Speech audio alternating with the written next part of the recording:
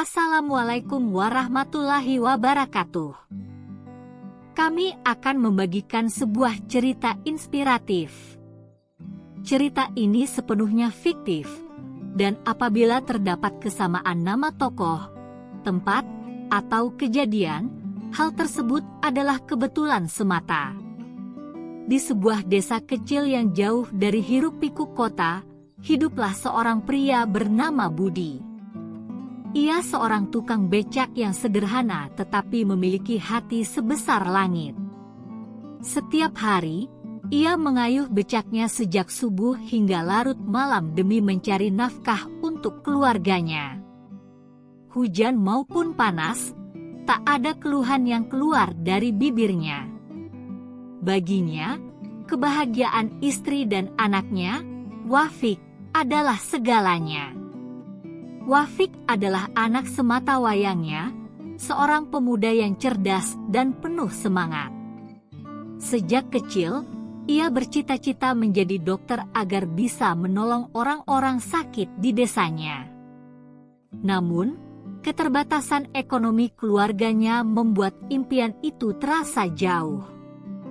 Suatu malam, saat Wafik sedang belajar di bawah cahaya lampu minyak yang temaram, ia mendengar ayahnya batuk-batuk di ruang depan. Ia melihat sang ayah sedang menghitung uang receh hasil kerja hari itu. Dengan wajah lelah, Budi tersenyum kepada putranya dan berkata, "Jangan khawatirkan ayah, nak. Teruslah belajar. Suatu hari nanti, kamu akan mengubah nasib keluarga kita." Setiap hari, Wafik pergi ke sekolah dengan berjalan kaki sejauh 5 kilometer. Ia tak pernah mengeluh, karena ia tahu ayahnya bekerja lebih keras daripada dirinya. Pulang sekolah, ia membantu ibunya berjualan gorengan di pasar. Wafik ingin meringankan beban ayahnya, meskipun Budi selalu berkata, "Kewajibanmu hanyalah belajar, nak. Biar ayah yang bekerja." Namun, ketika Wafik duduk di kelas 3 SMA, cobaan berat datang. Ayahnya jatuh sakit karena kelelahan bekerja. Tubuhnya yang dulu kuat kini melemah, dan ia terpaksa berhenti menarik becak. Penghasilan keluarga menurun drastis, sementara biaya sekolah Wafik semakin besar. Suatu malam, Wafik mendekati ayahnya yang terbaring lemah dan berkata, "Pak, lebih baik aku berhenti sekolah saja dan bekerja. Aku bisa membantu ibu berjualan di pasar." Mata Budi berkaca-kaca. Dengan suara lirih, ia berkata, "Jangan pernah berpikir seperti itu, nak. Kamu harus terus sekolah. Ayah mungkin tidak bisa memberimu kehidupan mewah, tapi ayah ingin melihatmu sukses. Itu sudah cukup untuk ayah." Kata-kata itu membakar semangat Wafik. Ia sadar bahwa menyerah bukan pilihan. Ia belajar lebih keras, mengikuti berbagai lomba akademik, dan mencari beasiswa kemanapun ia bisa.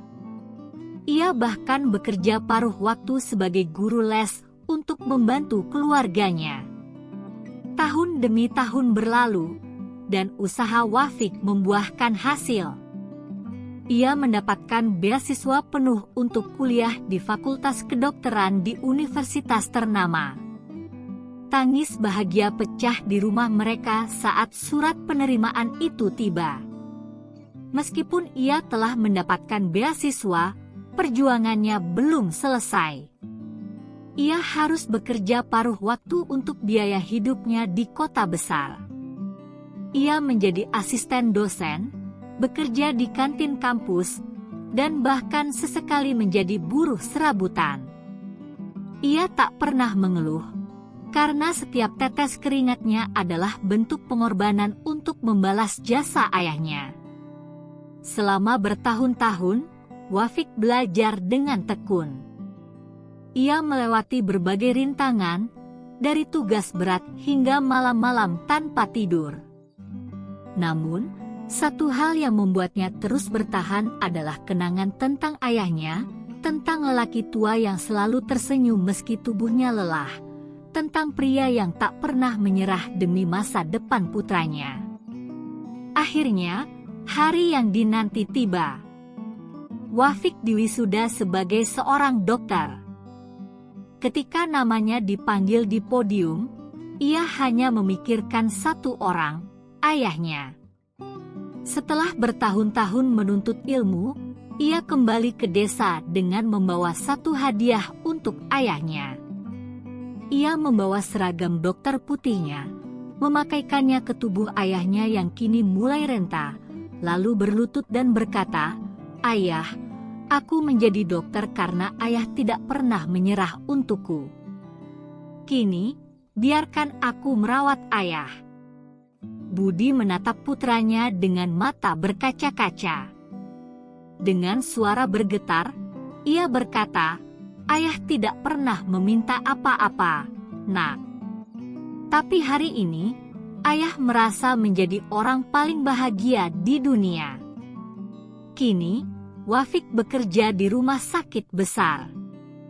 Namun, ia juga membuka klinik gratis di desanya, agar tidak ada lagi orang yang kesulitan mendapatkan pengobatan seperti ayahnya dulu. Setiap kali ia merawat pasien, ia selalu teringat pada satu hal, perjuangan ayahnya.